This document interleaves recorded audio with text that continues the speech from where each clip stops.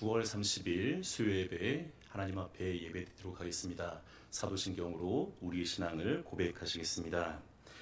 나는 전능하신 아버지 하나님 천지의 창조주를 믿습니다.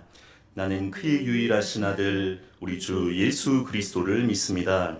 그는 성령으로 잉태되어 동정녀 마리아에게서 나시고 본디오 빌라도에게 고난을 받아 십자가에 못 박혀 죽으시고 장사된 지 사흘 만에 죽은 자 가운데서 다시 살아나셨으며 하늘에 오르시어 전능하신 아버지 하나님 우편에 앉아 계시다가 거기로부터 살아있는 자와 죽은 자를 심판하러 오십니다.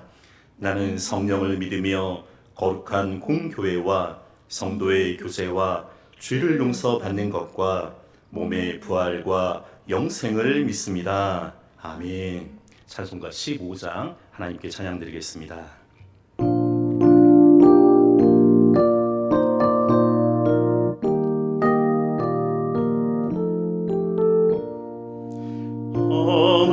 하나님의 크신 사랑 하늘에서 내리사 우리 맘에 항상 계셔 온전하게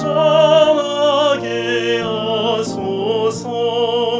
우리 주는 자비하사 사랑 무한하시니 두려워서 떠는 자를 구원하여 주소서. 걱정 근심 많은 자를 성령 감화하시며 복과 은혜 사랑받아 평안하게 하소서. 처음과 끝이 되신 주님 항상 인도하셔서 마귀 유혹하는 것을 속히 끊게 하소서. 전능하신 아버지여 주의 능력 주시고 우리 맘에 임하셔서 떠나가지 마소서. 주께 영광 항상 돌려 천사처럼 섬기며 주의 사랑 영영토록 찬송하게 하소서. 우리들이 거듭나서 의미 없게 하시고 주의 크신 구원받아 온전하게 하소서. 영광에서 영광으로 천국까지 이르러 크신 사랑 감격하여 경배하게 하소서.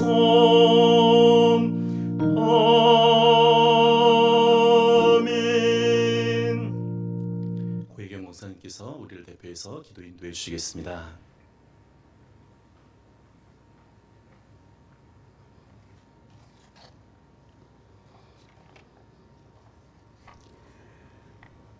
우리의 주인이신 아버지 하나님, 길게 이어지던 장마비와 전염병 가운데서 지켜주시고 푸르고 높은 가을 하늘을 보게 하시니 감사합니다.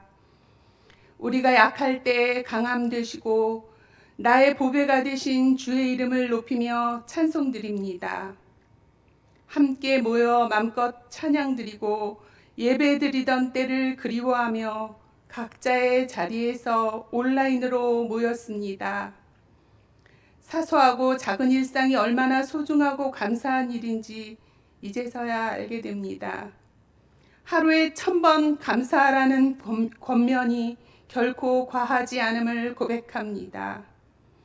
주변의 육신의 어려움, 또 계속되는 코로나로 인하여 경제적으로 고통받는 이웃들과 고난 중인 형제 자매들, 하나님의 사랑으로 회복되고 다시 일어날 용기를 주시옵소서.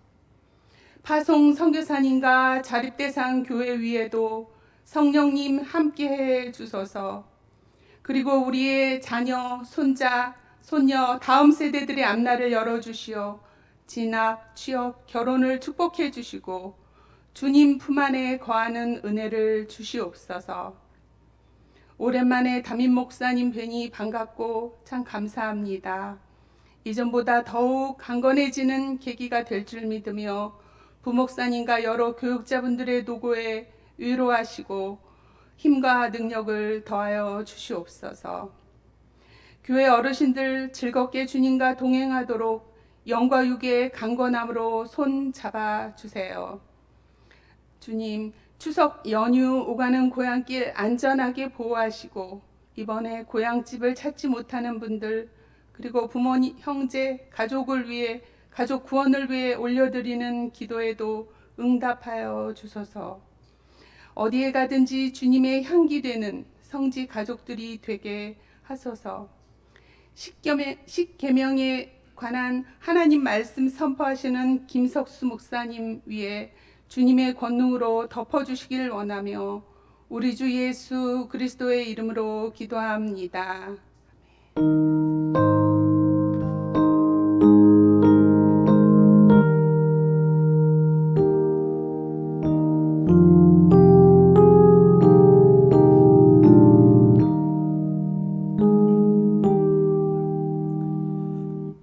오늘 우리에게 주신 하나님의 말씀은 구약성경 율법서 중 출애굽기 20장 1절부터 11절까지 있는 말씀입니다. 제가 보는 성경으로는 구약성경 1102면에 있습니다. 구약성경 출애굽기 20장 1절부터 11절까지 있는 말씀입니다. 온라인으로 예배 드시는 분들도 같이 말씀 한번 보도록 하겠는데 한 절씩 교독하신 다음에 마지막 절은 같이 읽도록 하겠습니다. 이 계시의 말씀을 통해 귀한 하나님의 음성을 듣기를 소망합니다. 하나님이 이 모든 말씀으로 말씀하여 이르시되 나는 너를 애굽 땅 종되었던 집에서 인도하여낸 내 하나님 여호와니라. 너는 나 외에는 다른 신들을 내게 두지 말라.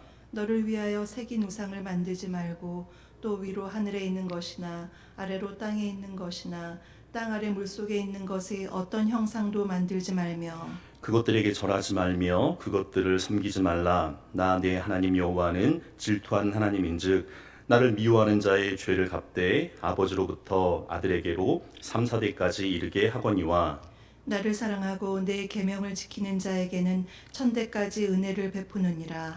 너는 내 하나님 여호와 이름을 망령되게 부르지 말라. 여호와는 그의 이름을 망령되게 부르는 자를 죄 없다 하지 아니하리라. 안식일을 기억하여 거룩하게 지키라.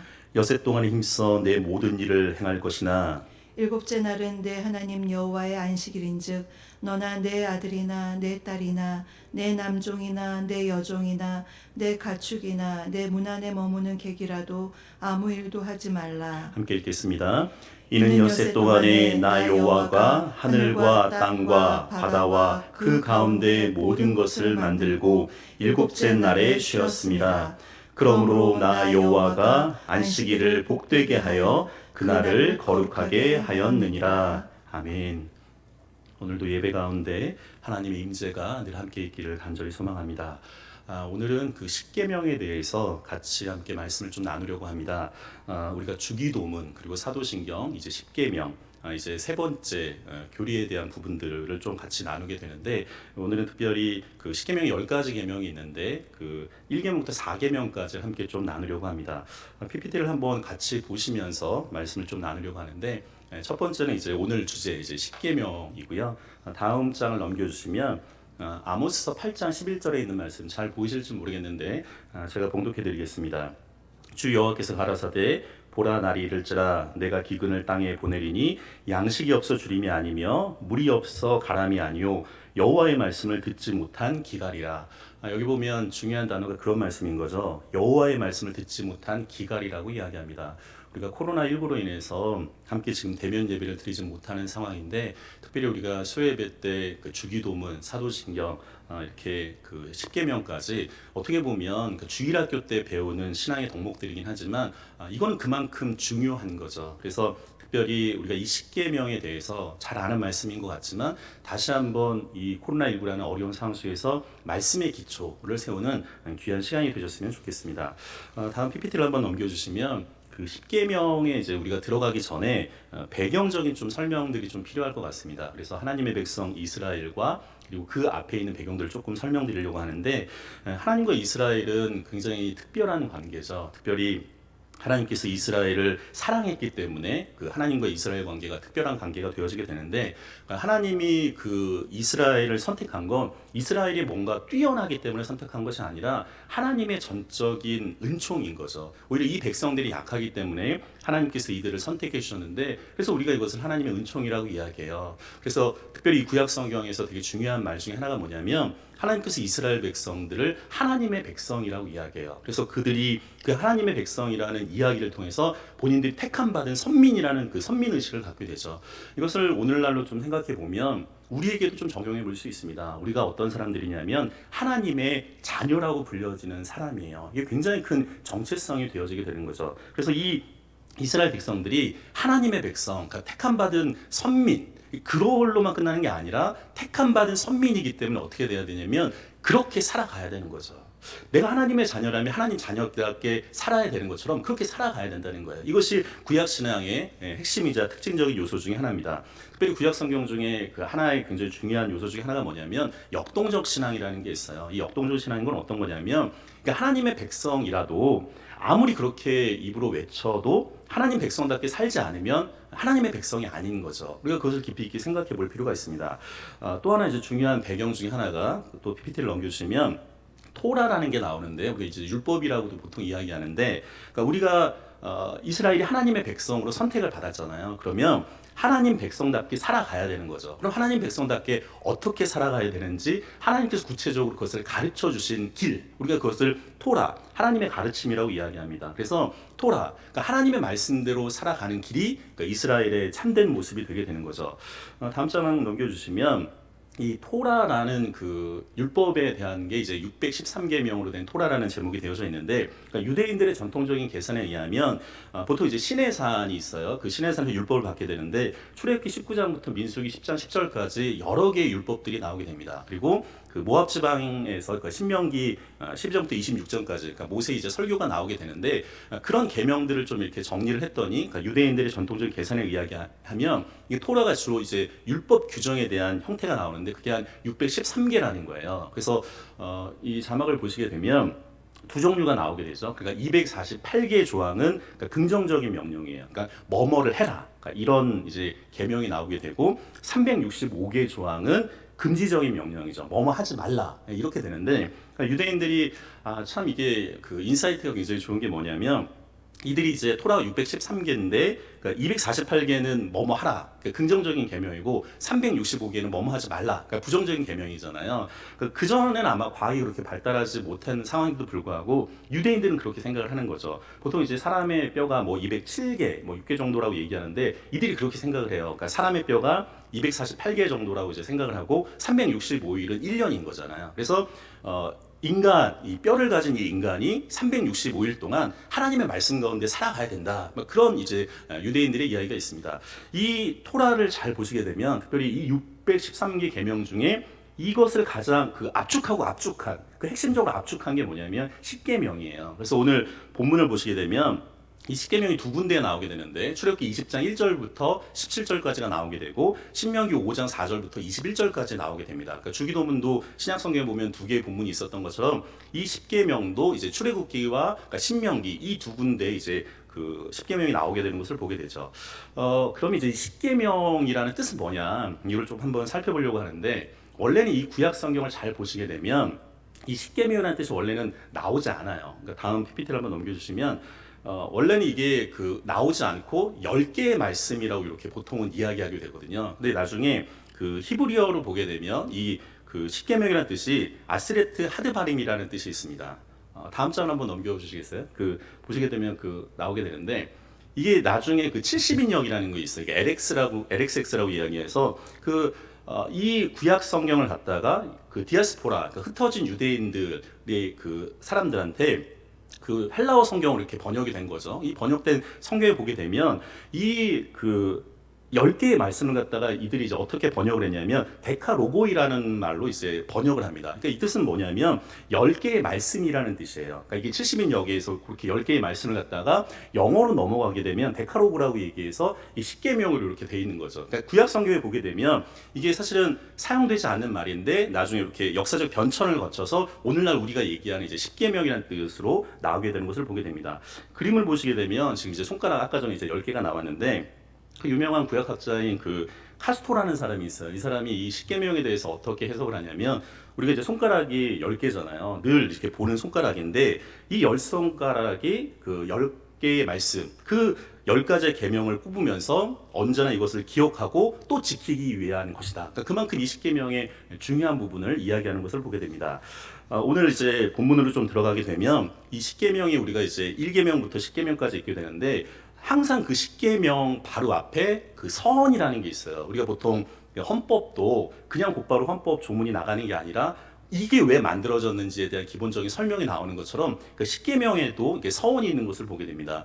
우리 출애굽기 20장 2절에 있는 말씀 한번 같이 한 목소리 좀 읽어보시면 좋겠는데 같이 읽겠습니다. 나는 너를 애굽 땅 종되었던 집에서 인도하여 낸 내 하나님 여호와니라. 자, 이 말씀 이제 중요한 거죠. 왜냐면 이제 십계명이 들어가기 전에 이 계명이 왜 중요한지를 지금 설명해 주게 되는데 오늘 성경 말씀 보시게 되면 하나님이 어떤 분인지에 대해서 설명을 해요. 뭐라고 돼 있냐면 나는 너를 애굽 땅 종되었던 집에서 인도해낸 뭐라고 돼 있어요? 내 하나님 여호와라고 이야기해요. 특별히 나는 너를 애굽 땅 종되었던 집에서 인도해냈다. 우리가 이것을 뭐라고 하냐면 출애굽이라고 이야기하는 거죠. 그러니까 이스라엘 백성들한테 이 출애굽 사건은 굉장히 중요한 사건입니다. 왜냐하면 400년 이상 노예로 있었던 이 이스라엘 백성들이 자신의 힘으로는 사실은 이게 해방될 수 없는 거잖아요. 그러니까 이집트라는 강성한 국가, 특별히 세계 4대 문명을 보게 되면 거의 강을 중심으로 이렇게 문명이 있게 되는데 그 황화강이 있었던 뭐 중국 문명이나 뭐 인도, 뭐 인더스 강에 있었던 인도 문명이나 티그리스 유프라테스 강에 있었던 메소포타미아, 지금 나일강에 있는 애굽, 이집트 문명이에요. 이게 세계 4대 문명이라고 불릴 만큼 강성한 문명의 그 이집트 지배 아래 이 이스라엘 백성들이 있었기 때문에 이들의 힘으로서는 이게 구원받는다는 건 상상할 수 없는 일인 거죠. 그리고 그게 뭐 우리도 일제강점기로 36년 있었지만 이게 굉장히 짧은 시간이었, 어떻게 보면 이게 짧다기보다는 굉장히 이스라엘에 비해서는 짧은 시간이지만 너무 긴 시간이죠. 근데 이게 400년 동안 이스라엘 백성들이 애굽의 노예로 있었다는 건 이게 그냥 노예로 계속적으로 그런 습성이 유지되는 거예요. 그러니까 이들이 뭔가 이집트에서 이렇게 해방하려고 하는 원동력이 없었는데 절대자인 그 하나님을 통해서 이들이 출애굽을 하게 되는 구원과 해방의 사건이 있게 되는 거죠. 그러니까 이스라엘 백성들한테 이게 어마어마한 사건이에요. 그래서 오늘 이 십계명의 서원을 보시게 되면 하나님이 어떤 분이냐면 그런 하나님이라는 거예요. 내가 어떤 하나님인지를 설명해 주는 거죠. 아까 전에도 설명드렸지만 이 이스라엘을 선택하신 이유는 하나님의 사랑이에요. 우리가 이것을 은총과 은혜라고 이야기합니다. 특별히 오늘 이 십계명의 서원에서 얘기하고 싶은 건 뭐냐면 하나님이 출애굽의 하나님일 뿐만 아니라 구원의 하나님이라는 거예요. 그리고 또 하나 그 굉장히 중요한 그 말이 있게 되는데 뭐가 있냐면 제가 그 설교 시간이나 기도 시간에도 자주 이야기하는데 하나님은 어떤 분이냐면 역사의 주관자이자 진행자시라는 거예요. 그러니까 이게 이스라엘 사람들의 역사 이해인 거죠. 우리의 역사 이해도 마찬가지입니다. 그러니까 하나님이 어떤 분이냐면 이 시간 과거와 현재와 미래의 그 역사를 주관하시고 진행하시는 분이 하나님이라는 게 이 서원 안에 담겨져 있는 것을 보게 됩니다. 그러면 우리가 여기서 하나 좀 깊이 있게 묵상할 건 뭐냐면 그러니까 그 하나님이 누군가라는 걸 알게 되면 그 자체가 사실 하나님에 대한 응답이 수반돼야 되는 거죠. 하나님이 이런 분이면 그런 분이구나. 거기서 끝나는 게 아니라 내가 너의 하나님이다. 그러면 이스라엘 백성들은 어떻게 반응해야 되냐면 그 하나님을 내가 섬겨야겠다. 그 반응이 지금 있어야 되는 거죠. 우리 1계명부터 좀 같이 보려고 하는데 제 1계명 출애굽기 20장 3절에 있는 말씀 같이 한 목소리 읽겠습니다. 너는 나 외에는 다른 신들을 내게 두지 말라. 이게 그 기초부터 이제 시작하는 느낌이 되는데 1계명은 그거예요. 하나님 외에 다른 신을 내게 두지 말아라. 그러니까 이 뜻은 어떤 의미가 있냐면 이스라엘의 첫 번째 원칙인 거죠. 그 하나님께 절대적인 신앙과 충성을 하라고 이야기합니다. 성경을 보게 되면 우리가 좀 재미있는 표현하기보다는 좀 깊이 있는 그 말씀이 나오는데 출애굽기 34장 14절에 있는 말씀인데 아마 자막으로 좀 보이실 텐데 예배 드리시는 분들도 한번 같이 한 목소리로 읽겠습니다. 너는 다른 신에게 절하지 말라. 여호와는 질투라. 이름하는 질투의 하나님이니라. 근데 이거를 잘 볼 필요가 있습니다. 그러니까 이 사람의 질투는 미움, 시기 이런 것들이 담겨져 있는 거잖아요. 물론 그런 의미가 있는데 성경에 보면 굉장히 의미 있는 표현이 뭐냐면 하나님을 본인이 뭐라고 얘기하냐면 질투하는 하나님이시라고 얘기해요. 이거를 신인 동영어법이라고 얘기해서 하나님이 마치 인간처럼 이렇게 표현하는 어법을 이제 신인 동영어법이라고 얘기하는데 하나님은 뭐라고 이야기하시냐면 질투하는 하나님이라는 거예요. 그런데 이게 왜 의미가 있냐면 지금 이 다른 신을 만약에 섬기는 건 은총과 사랑의 하나님을 질투의 하나님으로 변하게 할 만큼 심각한 문제라는 거예요. 우리가 그것을 깊이 있게 볼 필요가 있습니다. 나중에 이 출애굽 외에 우리가 이제 그 이스라엘 백성들이 가나안 땅에 들어가잖아요. 그러면 이 구약 성경의 많은 부분들 보게 되면 이 이스라엘 백성들이 하나님 외에 다른 신을 섬기는 것을 보게 됩니다. 특별히 이 가나안 땅에 들어가게 되면 농경과 풍요의 신이 있죠. 그러니까 바알과 아세라를 섬기게 되고 모압은 그모스, 시돈은 아스타롯, 암몬은 밀곤과 몰렉, 그리고 이제 블레셋은 다곤이 나오게 되는데 그런 신들이 계속 나오게 돼요. 근데 이 이스라엘 백성들에게 하나님은 뭐라고 얘기냐면 너는 외에 나 외에 다른 신을 두지 말라고 이야기합니다. 그러면서 우리한테 지금 이 1계명 안에는 의미 있는 것들이 있는 거죠. 특별히 다음 PPT를 넘겨주시면 제가 그 그림을 하나 좀 해놨는데 보시게 되면 밑에 그림이 있죠. 두 개의 길이 있는 거예요. 우리가 이거를 좀 적용해 볼 필요가 있는데 우리가 생명을 이끄는 길로 갈 것인지 죽음으로 이끄는 길을 갈 것인지를 선택할 필요가 있는 거죠. 특별히 이게 예전에 그냥 출애굽기 시대만의 그런 이야기가 아니라 현대판의 다른 신들이 우리에겐 있지 않은지를 생각해 볼 필요가 있습니다. 특별히 우리가 물질이 나의 삶 가운데 신이 될 수 있어요. 우리가 그래서 오죽하면 물신이란 말도 이야기할 수 있고 권력이나 지식이나 아니면 성적인 부분들도 이게 하나님 외에 신으로 섬기는 시대가 될 수도 있는 거죠. 거기에 이제 말씀을 제가 하나 적어놨는데 나중에 이 이스라엘 백성들이 모세 다음에 지도자가 여호수아였잖아요. 이 여호수아가 가나안 땅에 들어가서 이 가나안을 다 정복을 한 다음에 사실은 이 여호수아가 더 큰 길을 갈 수도 있어요. 욕심을 부릴 수도 있는데 여호수아는 그렇게 하지 않습니다. 마지막에 이스라엘 백성들에게 그렇게 얘기해요. 오늘 여호수아서 24장 15절에 있는 말씀인데 같이 한 목소리 읽어보겠습니다. 너희가 섬길 자를 오늘 택하라. 오직 나와 내 집은 여호와를 섬기겠노라. 그런데 이게 여호수아의 위대한 점인 거죠. 여호수아가 나중에 이스라엘 백성들이 그 출애굽을 하고 가나안 땅에 들어가서 정복을 하고 그가 어떻게 보면 이스라엘의 지도자로 국권이 서 나가잖아요. 어떻게 보면 욕심을 부릴 수도 있는데 여호수아는 그렇게 욕심 부리지 않습니다. 마지막에 유언처럼 이야기하는 게 뭐냐면 내가 어린 시절부터 지금까지 그 하나님만을 섬겼다. 가나안 땅에 들어와 보니까 여러 다른 신들이 있었지만 오직 그 하나님만을 섬겼다. 생명의 길을 내가 갔다. 우리 집은 그 여호와 하나님만을 섬기겠다. 너희들은 어떻게 선택할 것이냐? 지금 여호수아가 마지막까지 그렇게 권면하고 있는 것을 보게 됩니다. 특별히 이번 주가 이제 추석 명절 기간이기도 하는데 우리가 기도할 필요가 있는 거죠. 우리 집안은 오직 그 하나님만을 섬기겠다. 특별히 성지 공동체에 있는 모든 가정들이 이 명절 기간에 특별히 가족들이 신앙의 명가로 세움받는 귀한 기회가 되기를 간절히 소망합니다.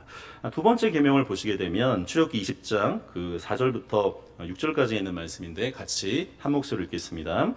너를 위하여 새긴 우상을 만들지 말고 또 위로 하늘에 있는 것이나 아래로 땅에 있는 것이나 땅 아래 물속에 있는 것에 어떤 형상도 만들지 말며 그것들에게 절하지 말며 그것들을 섬기지 말라.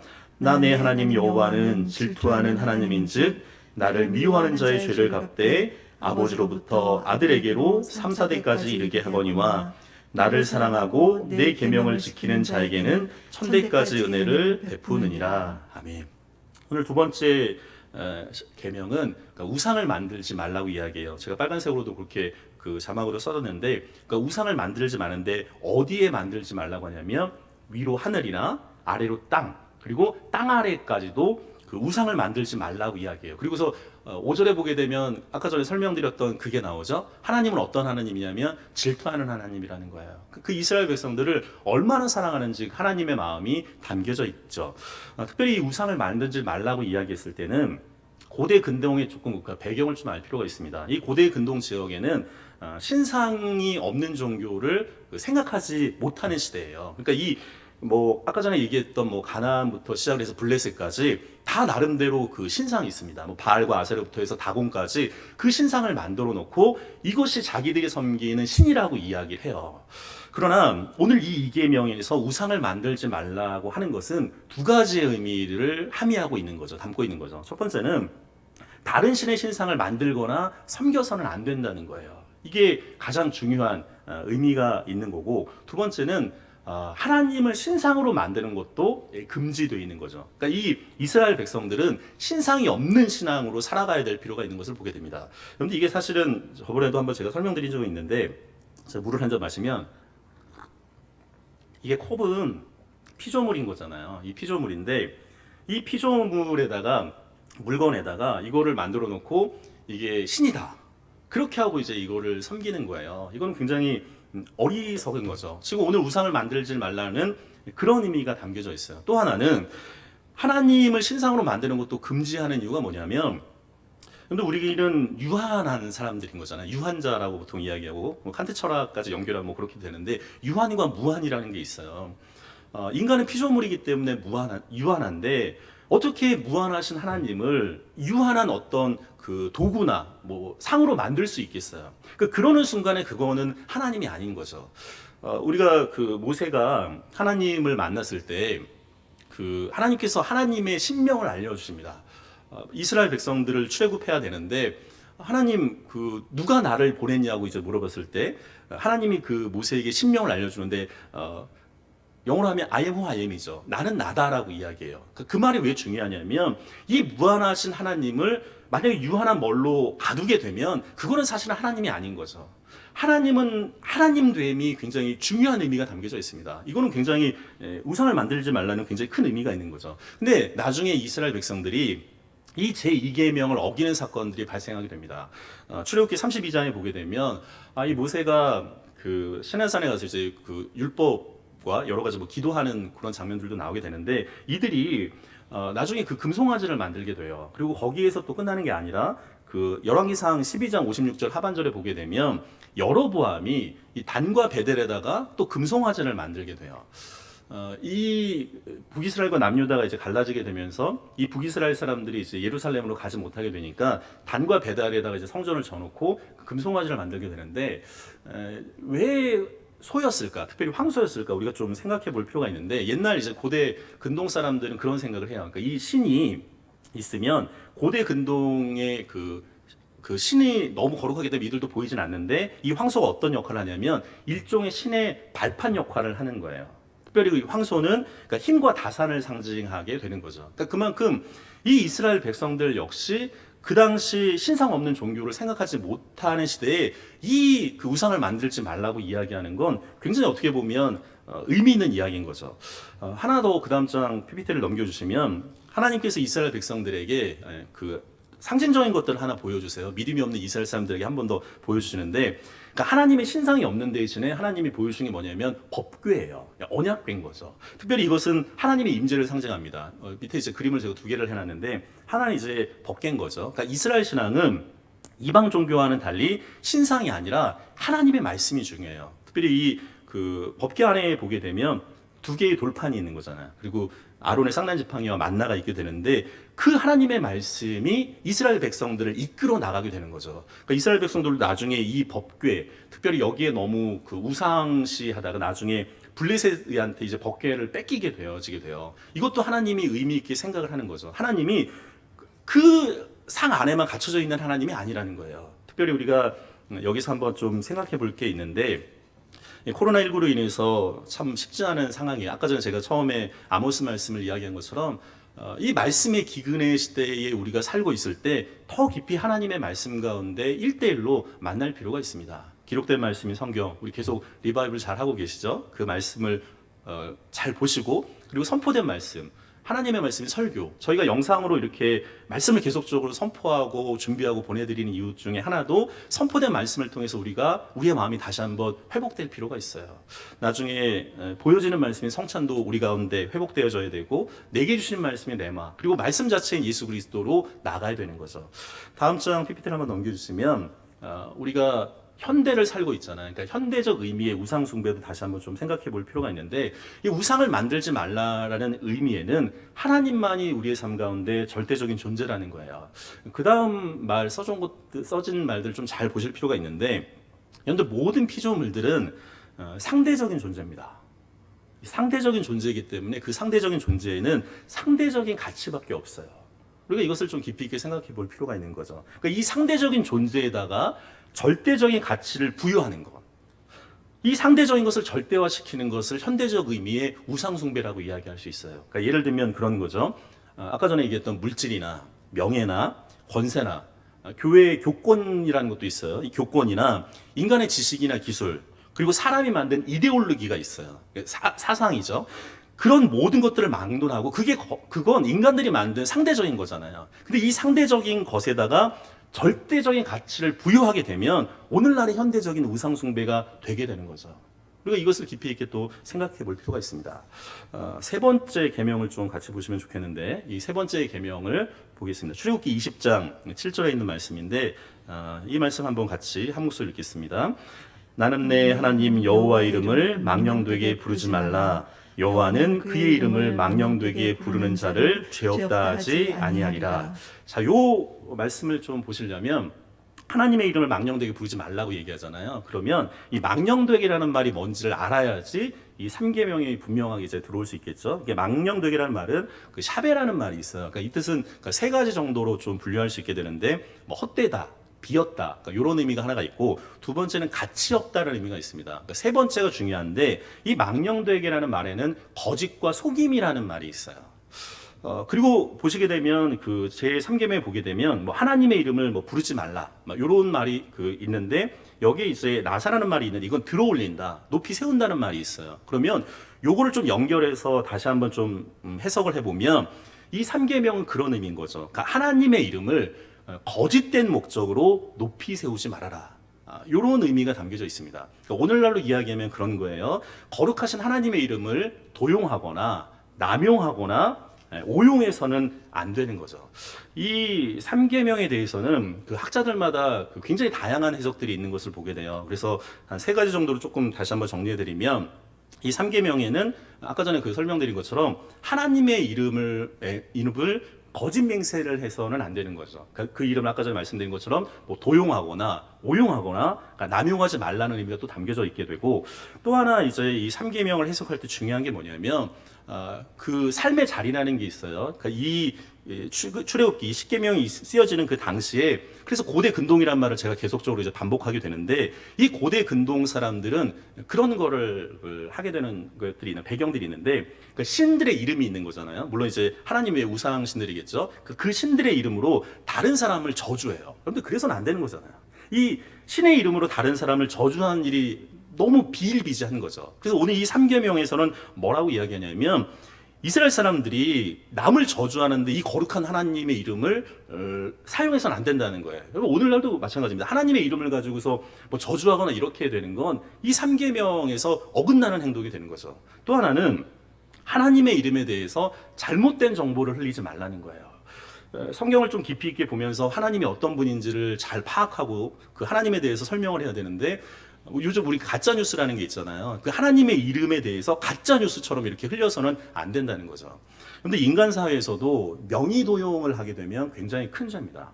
이 3계명도 그런 거죠. 그러니까 인간의 이름을 도용하는 것도 사회적인 범죄가 되는데, 하나님의 이름을 가지고서 남용하거나 도용하거나 오용해서는 안 되는 거죠. 오늘 4계명 함께 보려고 하는데, 이 4계명도 굉장히 좀 의미가 있는데, 출애굽기 20장 8절부터 11절까지 있는 말씀인데, 좀 말씀이 길어서 영상으로 같이 보시는 분들 한 절씩 저랑 교독해서 좀 읽도록 하겠습니다. 교독해서 같이 한번 읽도록 하죠. 안식일을 기억하여 거룩하게 지키라. 엿새 동안은 힘써 내 모든 일을 행할 것이나 일곱째 날은 내 하나님 여호와의 안식일인즉 너나 내 아들이나 내 딸이나 내 남종이나 내 여종이나 내 가축이나 내 문 안에 머무는 객이라도 아무 일도 하지 말라. 이는 엿새 동안에 나 여호와가 하늘과 땅과 바다와 그 가운데 모든 것을 만들고 일곱째 날에 쉬었음이라. 그러므로 나 여호와가 안식일을 복되게 하여 그날을 거룩하게 하였느니라. 자, 4계명까지는 이제 안식일을 기억하여 거룩하게 지키라. 이게 이제 4계명이 되는데 우리가 10계명을 보시게 되면 십자가하고도 또 연결이 돼요. 그러니까 이게 1계명부터 4계명까지는 하나님과 인간의 이제 수직적인 관계를 이야기하는 거고 5계명부터 10계명까지는 인간과 인간의 수평적인 관계를 얘기하는데 이 3계명까지는 이제 하나님에 관련된 이야기를 하고 마치 그 네 번째 계명이 뭐냐면 안식일을 기억하여 거룩히 지키라고 이야기합니다. 근데 이 안식일은 하나님께서 인간을 위해서 좀 제정을 한 거예요. 근데 이 아까 십계명이 우리가 두 군데 있었잖아요. 그러니까 출애굽기 20장과 신명기 5장에 이제 출애굽기 두 개의 본문이 있게 되는데 이 안식일에 대해서는 그 출애굽기 20장과 신명기 5장이 미묘한 차이가 있어요. 그러니까 그걸 조금 우리가 함께 살펴볼 필요가 있는데 오늘 출애굽기 20장을 보시게 되면 11절에 뭐라고 되어 있냐면 이는 엿새 동안 나 여호와가 하늘과 땅과 바다와 그 가운데 모든 것을 만들고 일곱째 날에 쉬었음이라고 이야기해요. 그러니까 이 출애굽기 20장은 어떤 의미가 담겨져 있냐면 하나님의 휴식의 근거가 있어서 창조 질서의 자원이 여기 안에 좀 담겨져 있는 것을 보게 돼요. 그러니까 하나님께서 6일 동안 창조하시고 7일째 되는 날 안식했다. 그렇기 때문에 너희들도 이 날에 안식해라. 그러니까 창조 질서의 자원이 출애굽기 20장에 담겨져 있는 것을 보게 됩니다. 그래서 성경 말씀 보시게 되면 그 4계명에 보게 되면 뭐라고 되냐면 너나 내 아들이나 내 딸이나 내 남종이나 여종이나 가축도 그리고 내 문 안에 머무는 객 그 사람도 아무 일도 하지 말고 쉬라고 이야기해요. 근데 신명기 5장을 보게 되면 조금 차이가 있어요. 다음 장 그 PPT를 한번 넘겨주시면 좀 설명이 나와 있는데 이 신명기 5장을 보게 되면 안식일을 지켜야 될 대상은 출애굽기 20장하고 분명히 동일해요. 근데 내 육축을 여기 보게 되면 그 출애굽기 20장에 보게 되면 그 육축이 나오게 되는데 신명기에 보게 되면 더 구체적으로 나오게 돼요. 뭐 소나 나귀에 대한 부분이 더 구체적으로 열거가 되고, 그럼 이 신명기 규정을 보게 되면 안식일 휴식에 대한 대상이 열거된 다음에 뭐라고 되냐면 남종과 여종에 관한 말씀이 다시 한번 반복이 돼요. 근데 이게 왜 중요하냐면 신명기서에는 종들도 주인과 똑같이 휴식해야 된다는 거예요.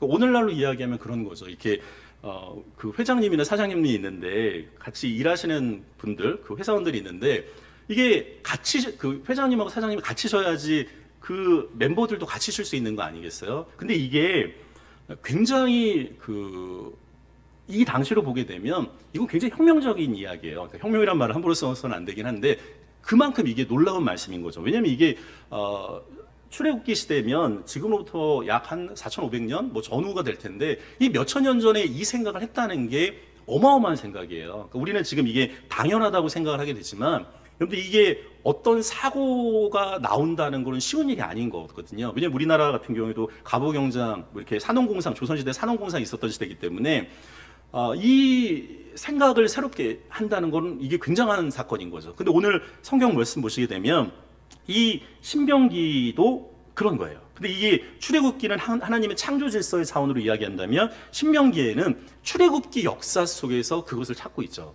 제가 밑에다가도 그런 말을 썼는데 특별히 이게 사회적 약자의 보호뿐만 아니라 고대 사회에서는 이게 혁명적인 제도입니다. 그러니까 이게 일과 휴식이 평등해야 된다. 그러니까 그런 의미가 또 담겨져 있는 거죠.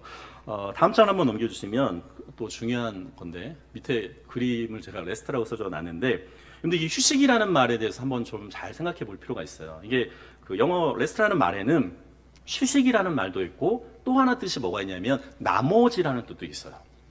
잘 생각해 볼 필요가 있죠. 그러니까 인간이 휴식을 통해서 나머지의 삶을 갖게 되는 거예요.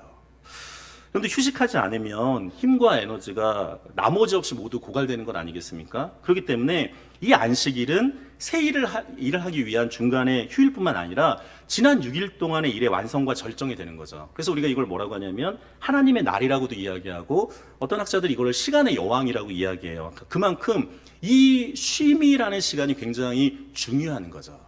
자, 그 다음을 한번 좀 보여주시면 우리가 여기서 또 그 신학적인 이야기가 좀 나오게 되는데, 근데 우리는 주일을 지킵니다. 이 주일을 지키게 되는데, 기독교는 한 주간의 첫째 되는 일요일, 이 썬데이 데이라고 하는데, 이걸 주일로 지키게 돼요. 그러면서 이걸 주님의 날의 주림자, 그러니까 로드스데이라고 이야기하는데, 이 주일은 어떤 날이냐면 주님께서 부활하신 날이에요. 자, 그러면 이 안식일과 주일을 우리가 잘 좀 생각해 볼 필요가 있는데, 이 안식일은 어떤 날이냐면 출애굽 사건과 창조 사건이 여기 안에 담겨져 있어요. 그러니까 이 이스라엘 백성들이 종이었었잖아요. 그러니까 종이었는데 해방되어진 사건, 이 신학적인 의미가 담겨져 있죠. 그래서 여기 안에는 하나님의 창조뿐만 아니라 휴식이 담겨져 있습니다. 근데 이 주일 안에는 뭐로부터 해방이 되냐면 죄로부터 해방이 돼요. 어떤 사건을 통해서? 예수 그리스도의 십자가와 그 부활 사건을 통해서 우리가 죄되었던 사람들이 해방되어졌죠. 그럼을 통해서 어떻게 되냐면 영원한 안식을 취하게 된다. 그러니까 그런 의미가 담겨져 있는 것을 보게 됩니다. 조금 이게 그 주일의 역사에 대해서 조금 제가 설명드릴 필요가 있게 되는데, 여러분, 유대교와 기독교는 분명히 차이가 있어요. 어떤 차이가 있냐면 신관에서 차이가 있는 거죠. 그러니까 유대교는 유일신 하나님만을 믿습니다. 그렇기 때문에 아직 메시아인 예수 그리스도를 믿지 않아 성령 하나님도 인정하지 않죠. 그러나 기독교는 우리가 사도신경에서 본 것처럼 성부, 성자, 성령 하나님을 믿는 삼위일체 하나님을 믿어요. 그래서 유대교와 기독교의 가장 큰 차이는 신관의 차이가 있게 됩니다. 이 안식일이 주일의 그 역사로 좀 이렇게 어떻게 보면 그 변환되어지는 이야기를 조금 해드리면, 그러니까 1세기 말경에 이 그리스도인들이 그런 얘기를 해요. 그러니까 안식일이 아니라 주일을 지켜야 된다는 주장을 하게 됩니다. 특별히 그 안디옥 교회 감독이었던 이그나티우스가 그런 얘기를 해요. 기독교인들은 이제 안식일을 지키는 것이 아니라 주님의 날에 따라서 살아가게 된다. 왜냐하면 이 주님의 날이 주님께서 십자가와 부활을 통해서 죄의 권세, 그리고 우리에게 영원한 생명을 주신 날인 거잖아요. 그래서 이 주님의 날에 따라서 살아야 된다. 그래서 이 날에 예수 그리스도를 통해서, 그리고 그 죽음을 통해서 새롭게 탄생한다. 그게 이제 1세기경에 나오게 돼요. 그러면서 2세기 후반경에 가보게 되면 이 고린도 교회에 디오니시스라는 감독이 있게 되는데, 그 감독의 편지에는 그런 글이 남겨져 있어요. 오늘 우리들은 주님의 거룩한 날을 지켰습니다. 그러니까 주일 예배를 언급하게 됩니다. 그러면서 그러니까 1세기 말부터 서서 이것이 주일 예배로 이렇게 그리스도인들은 지켜지게 되죠. 그러다가 3세기 초에가 되면 그 교부학자인 터툴리안이라는 분이 있는데, 이 터툴리안은 기록에 보면 그런 말을 써요. 그러니까 주님의 날을 더 잘 지키기 위해 일상적인 일을 중단하는 그리스도인들도 있다. 그렇게 얘기하게 되죠.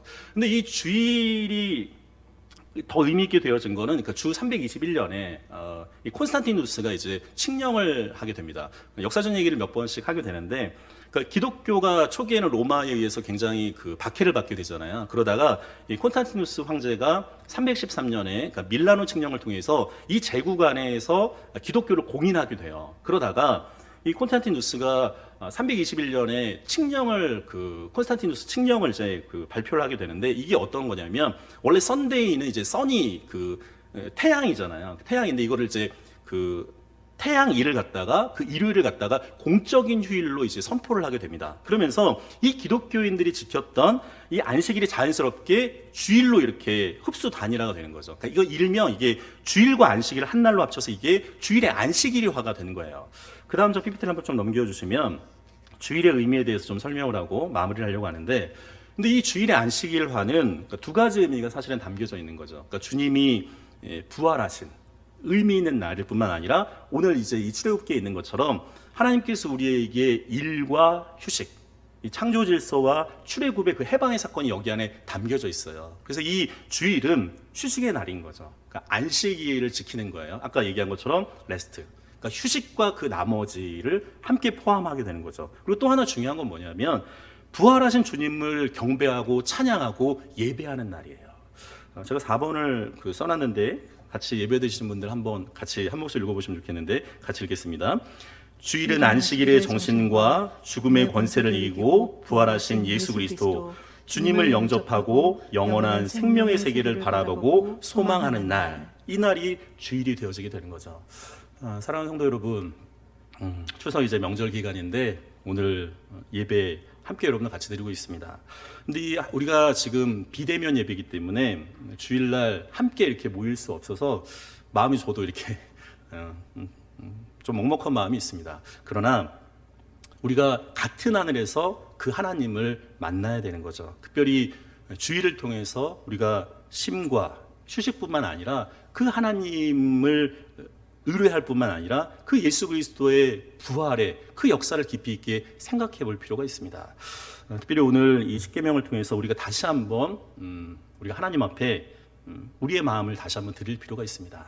하나님만이 우리의 삶의 주인임을 다시 한번 고백해 볼 필요가 있는 거죠. 그리고 내 삶 가운데 하나님 외에 다른 우상적인 요소들은 없었는지, 그리고 하나님의 그 거룩한 이름을 우리가 남용하거나 도용하거나 오용하진 않았는지, 그리고 하나님이 우리에게 주신 그 거룩한 주일이 여러분 삶 가운데 늘 회복되는 귀한 의미 있는 시간들이 되기를 간절히 축원드립니다. 기도하겠습니다. 좋으신 하나님 아버지, 참 감사합니다. 우리가 온라인으로 예배드리지만 같은 하늘에서 그 거룩하신 하나님을 만날 수 있도록 인도하여 주옵소서. 출애굽한 이스라엘 백성들에게 축복의 땅 가나안 땅에 들어가기 전에 주님께서 십계명의 말씀을 통해서 그들을 새롭게 하셨던 것을 우리가 보게 됩니다.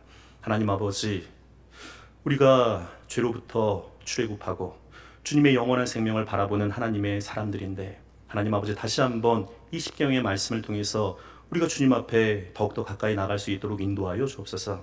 하나님만이 우리의 삶의 모든 것이 되어지게 하여 주시고, 우리의 삶 가운데 우상적인 모든 요소들 내려놓게 하여 주시고, 하나님 아버지, 하나님의 거룩한 이름이 우리를 통해서 더럽히지 않도록 우리의 삶을 주님께서 인도하여 주셨기를 기도드리옵나이다.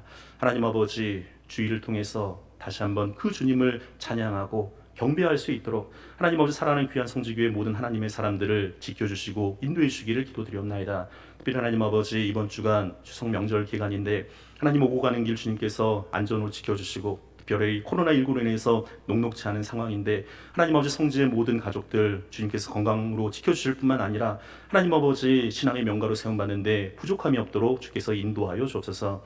특별히 담임 목사님 주님께서 강건케 하여 주시고, 하나님 아버지 말씀을 통해서 선포된 그 말씀을 통해서 우리를 회복케 하여 주시니 감사합니다. 이 성주교회가 더욱더 말씀으로 새로워지는 교회가 될 수 있도록 인도하여 주옵소서. 하나님 아버지, 성주교회에 있는 모든 성도들 주님의 은혜 가운데, 주님의 은총 가운데 하나님의 백성, 하나님의 자녀로 늘 살아가기를 간절히 원하오며 주 예수 그리스도 이름으로 기도드리옵나이다. 아멘. 찬송 21장 찬양하겠습니다. 다 찬양하여라 전능왕 창조의 주께, 내 오라 주 찬양 평강과 구원의 주님. 성도들아 주 앞에 이제 나와 즐겁게 찬양하여라. 다 찬양하여라 놀라운 만유의 주께. 포근한 날개 힘을 품어 주시는 주님. 성도들아 주님의 뜻 안에서 내 소원 다 이루리라. 다 찬양하여라